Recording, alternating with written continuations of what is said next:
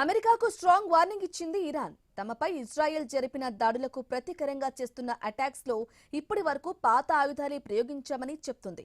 తాము కొత్త ఆయుధాలు వాడడం మొదలు పెడితే అమెరికా అధ్యక్షుడు ట్రంప్ తట్టుకోలేరని ఇరాన్ సైన్యం హెచ్చరికలు చేస్తుంది.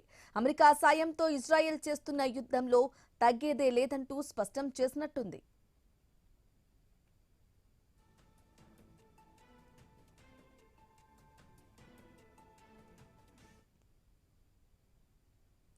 కువైట్ గగనతలం పైకి ఇరాన్ క్షిపణులు దూసుకొచ్చాయి. వాటిని కువైట్ సైన్యం గాల్లోనే కూల్చేసింది.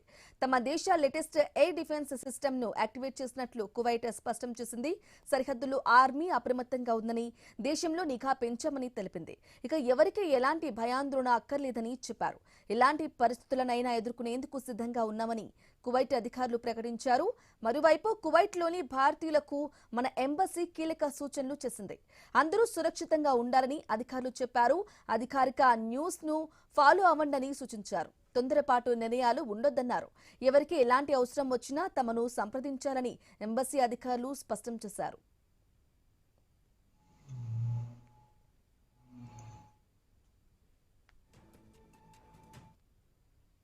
ఇరాన్ ఇజ్రాయెల్ బాంబుల వర్షం కురిపిస్తున్నాయి. తాజాగా దుబాయ్ని ఇరాన్ టార్గెట్ చేసింది. దుబాయ్పై వరుసగా మిసైళ్ల వర్షం కురిపించింది.